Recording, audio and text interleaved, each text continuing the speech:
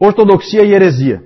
Vamos falar de algumas heresias que atacaram a igreja. Porque nós falamos do ataque do Império Romano físico, nós falamos do ataque intelectual que veio dos judeus e dos pagãos, e agora nós vamos falar de ataques que vieram de dentro da própria igreja, que são as heresias. As heresias nascem na igreja, dentro da igreja. Vamos começar falando do gnosticismo. Antes de entrar no gnosticismo, eu só queria chamar a atenção para essa palavra ortodoxia. A reação e o estabelecimento do que é realmente o cristianismo, do que é a fé cristã, passou a ser chamado de ortodoxia. Toda vez que a igreja estabelecia, não, a verdade é essa aqui, isso é ortodoxia. Há acordo de que isso aqui é a verdade. Então isso é ortodoxia. Tudo que não se encaixar com isso é heresia. Então essa linha teve que ser feita porque começou a ficar extremamente complicada a situação. Nós temos que tentar nos colocar naquela época. Nós temos que tentar entrar um pouquinho naquele período, naqueles primeiros 500 anos da história. É totalmente diferente. Você não tem a Bíblia. Você tem só o Velho Testamento. O que nós devemos crer a respeito de Cristo? O que nós devemos crer a respeito da Trindade? Tudo é complicado. Tudo é complicado. Dependia-se demais de guias que soubessem interpretar, que soubessem chegar à verdade. Era uma situação difícil. E alguém disse que o século II e o século III foram uma época de confusão produtiva. Essa é a expressão. Confusão produtiva para a igreja. Porque essas heresias, gente, nós vamos ver isso, essas heresias acabaram fazendo com que a igreja se posicionasse em relação a uma série de coisas. A heresia instigou a igreja a fixar a ortodoxia. Porque a igreja estava tranquila, vinha vivendo e tal, e daqui a pouco começa a aparecer um ensino esquisito, depois mais um outro ensino esquisito, e agora? Quem é que está certo? Será que o Marcion está certo? Será que o Montano está certo?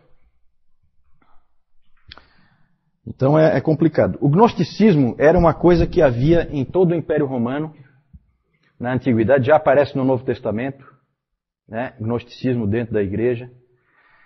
E sempre foi um problema. Ele era terrível de lidar.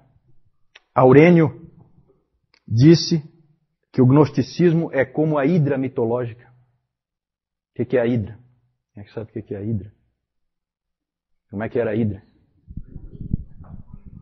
A hidra era um ser mitológico, né? Uma serpente com um monte de cabeças. Se você cortasse uma cabeça, o que acontecia? Crescia mais um monte de outras, né? E assim ela ia aumentando. E o Aurênio disse que era assim o gnosticismo. Você vai e ataca ele por um lado, ele sai pelo outro. Porque ele é uma mistura de tudo que é religião, uma confusão danada. E havia um tipo de gnosticismo que era um gnosticismo cristão, ou seja, envolvia Cristo. Existia gnosticismo que não era cristão, mas existia gnosticismo que era cristão. É claro que o gnosticismo, ele sempre é docético. O que é esse palavrão aí, docético? Docetismo é uma doutrina que diz que Jesus Cristo não era um homem. Ele parecia um homem, mas ele não era. E os gnósticos criam realmente que Jesus era um tipo de espírito iluminado, alguma coisa assim, mais ou menos como os espíritas creem hoje, né? O espiritismo eu acho que tem bastante de gnosticismo.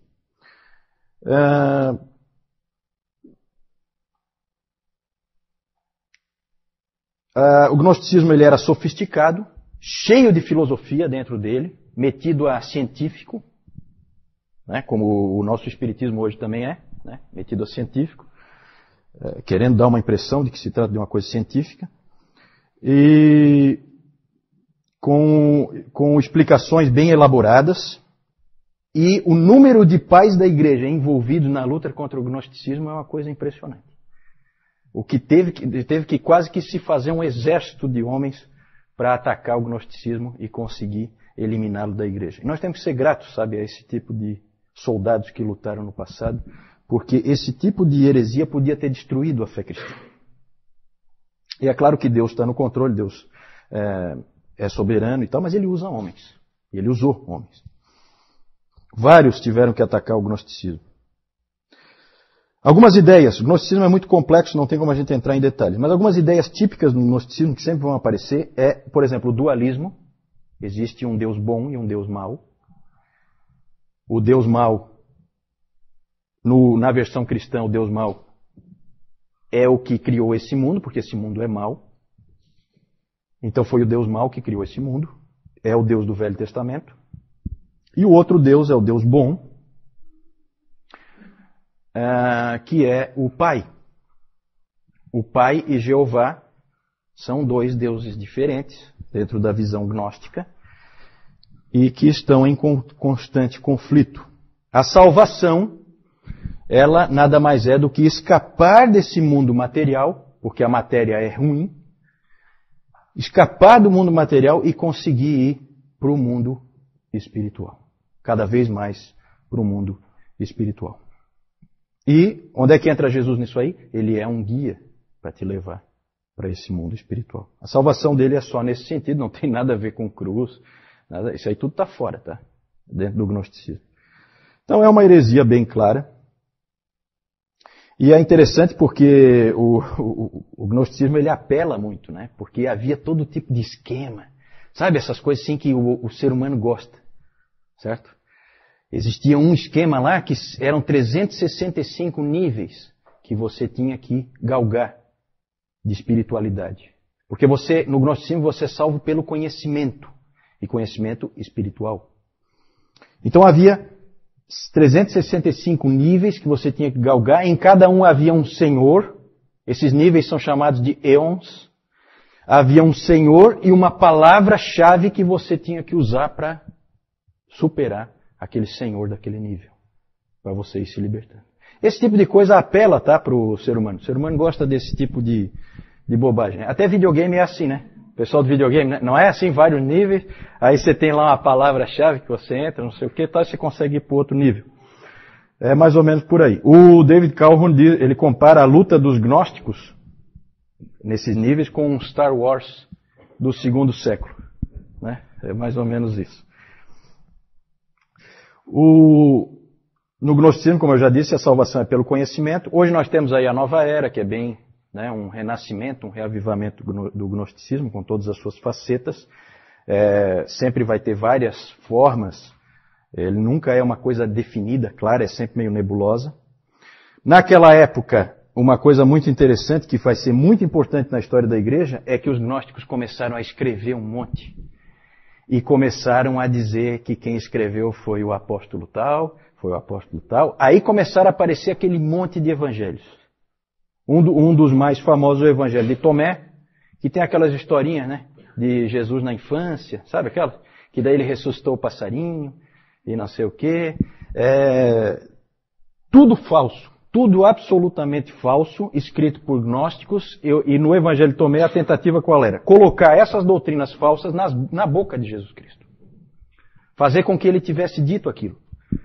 E a igreja teve que lutar contra esse tipo de coisa. Aí apareceu o evangelho de Tomé, o evangelho de Pedro, o evangelho de Judas, esse que acharam agora recentemente, como se fosse uma coisa assim fantástica. Todo mundo sabe desde o 2º século que tem um monte de evangelho circulando. Não tem nada de especial em ter aparecido, o evangelho de Judas. Todo mundo sabia que tinha esses evangelhos. Esse é só mais um. Todos eles falsos.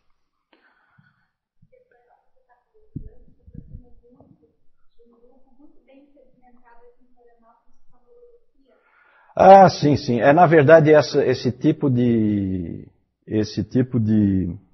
grupos, logosofia, cientologia, essas coisas assim, tudo é nova era, né? Então tudo vai nesse lado do gnosticismo, do conhecimento de si mesmo, conhecimento dos níveis espirituais e tal. Tem vários gostos aí, né? Você tem vários sabores desse tipo de coisa. O gnosticismo não morreu, mas felizmente ele se separou da igreja. Graças a esse trabalho desses homens do passado que trabalharam foram muito aguerridos e fizeram um trabalho muito bom. Vamos passar para o próximo rapidamente, o marcionismo. Márcio? Estou trazendo mais um. E esse é bom, hein? Esse aí é dos bons. Alguém já disse que esse Marcion foi o maior inimigo...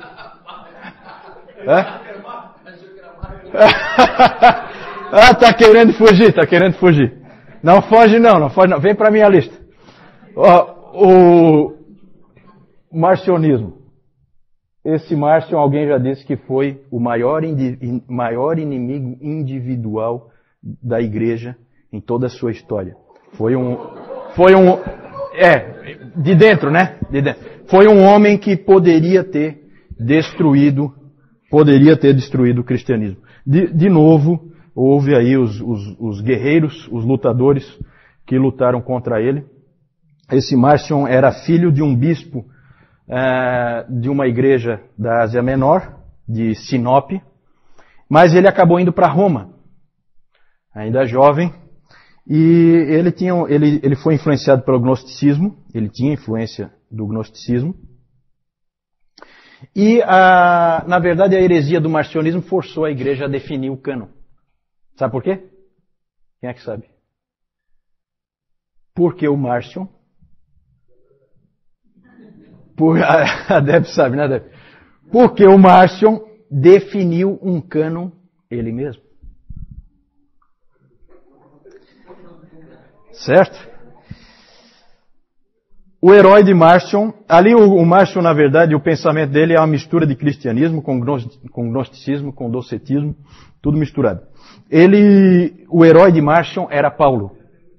F.F. Bruce disse, é até uma frase interessante dele, que ele fala assim que ninguém entendeu tão bem Paulo nos primeiros séculos como Márcio. E ele entendeu completamente errado.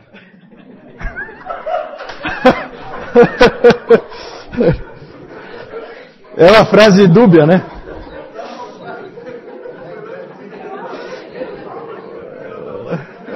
Aí derruba. Não fui eu, foi o F.F. Bruce. O Márcio achava que o Deus do Velho Testamento criou este mundo, no estilo dos gnósticos, né?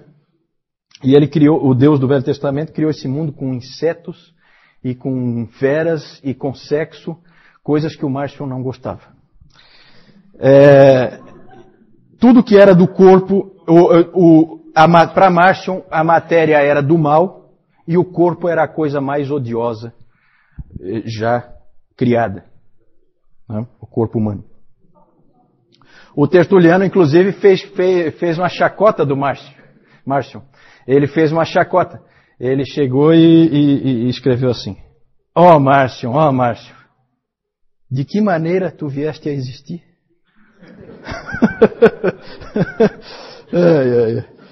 É interessante.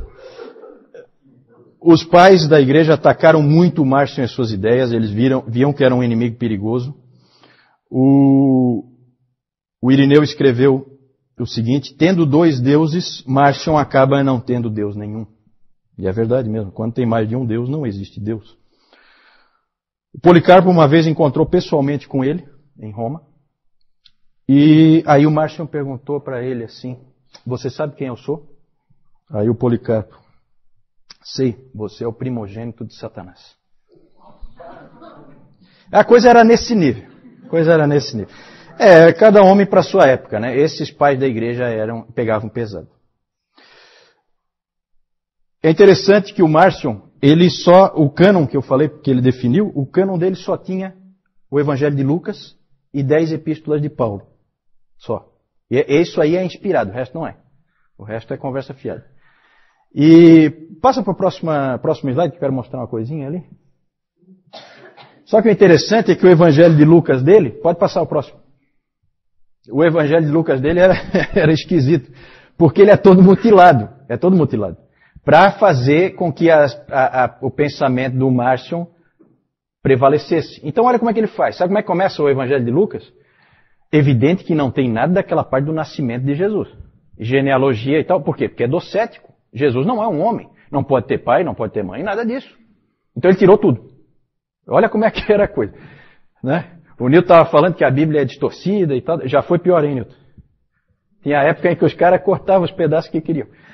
Então era assim, o Evangelho de Lucas dele começava com Lucas 3:1 e ia para Lucas 4:31. Ele juntou os dois. Aí fica assim, no 15º ano do reinado de Tibério César, sendo Pôncio Pilatos governador da Judeia, Herodes tetrarca da Galileia, seu irmão Filipe tetrarca da região da Itureia, e Traconites e Lisânias tetrarca de Abilene, desceu a Cafarnaum, cidade da Galileia, e os ensinava no sábado. Esse desceu é do céu. Sabe? Então naquela época ele desceu em Cafarnaum. Era assim que começava o evangelho do Márcio, o evangelho de Lucas. Então é tudo mutilado, é tudo assim, tá? Ele realmente adaptou a palavra ao seu próprio gosto, como é muito comum fazer, né? É normal esse tipo de coisa até hoje em dia, esse tipo de adaptação da palavra ao gosto da pessoa.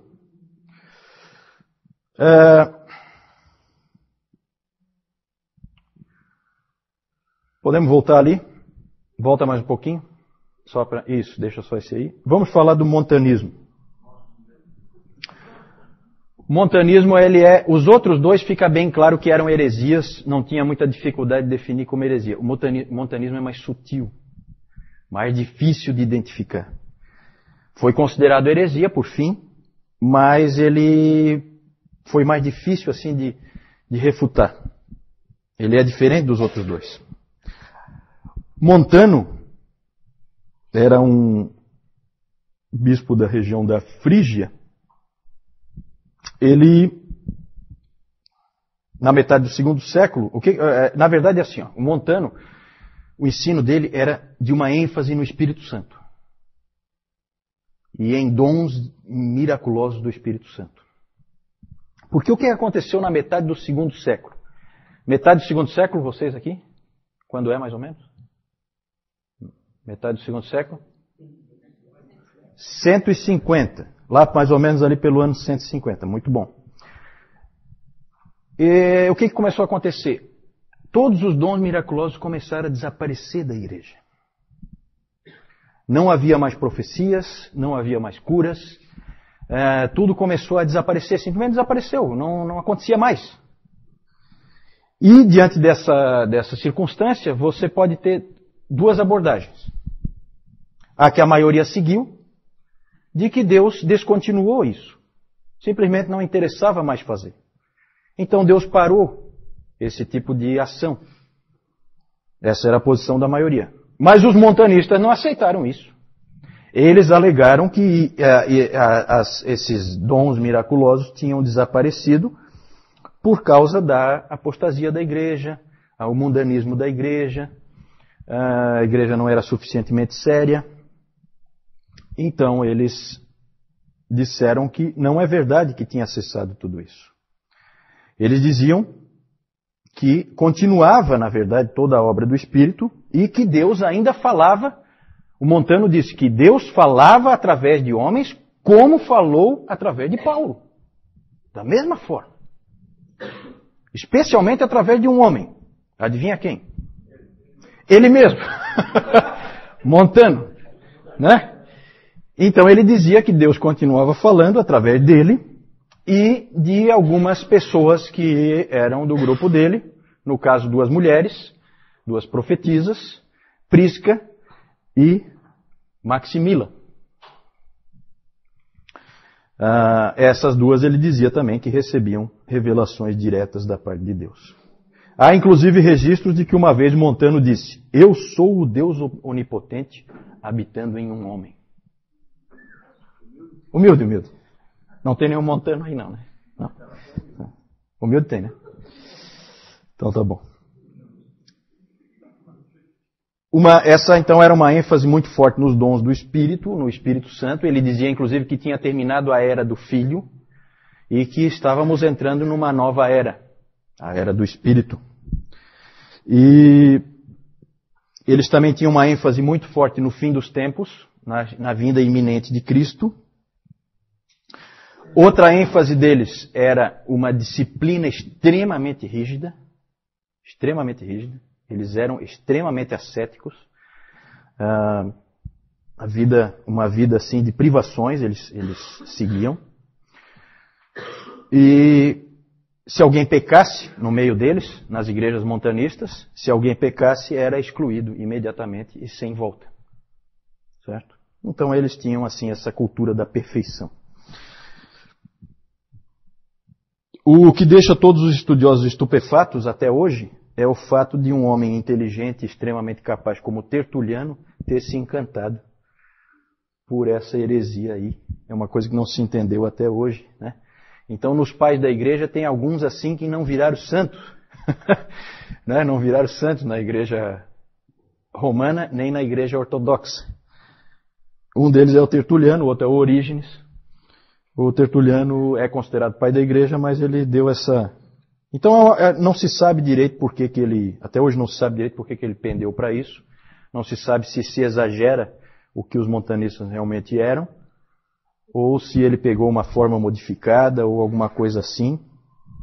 Mas ele deve ter se encantado muito por essa parte da disciplina e tal, porque ele era um indivíduo extremamente rígido. Para armar-se contra essas coisas, pode passar aí. Qual era o desafio da ortodoxia, então?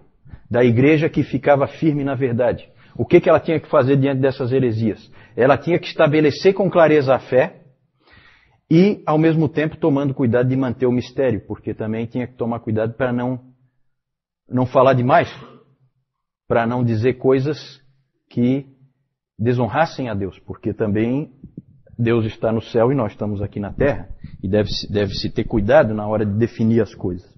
Eles tinham essa preocupação. E a igreja, então, respondeu de 3 formas diferentes a essas heresias. Criando um cânon, estabelecendo um credo e instituindo a figura dos bispos. Certo? Tudo tem uma explicação histórica. Podemos passar? Pode passar essa? João?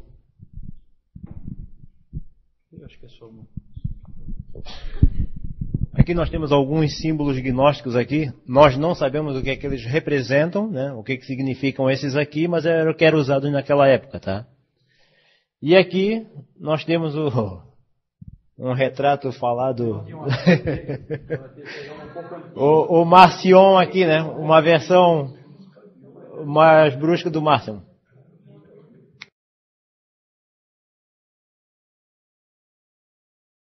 Se aparece, combate agnosticismo no Novo Testamento. Principalmente em Colossenses, aparece. Colossenses eu acho que é um bem típico, né? Aparece em Pedro, uma das cartas de Pedro. Não sei, o Nilton pode me ajudar, Nilton? Eu acho que mais por aí. Desde o início havia problema com o gnosticismo, desde o início.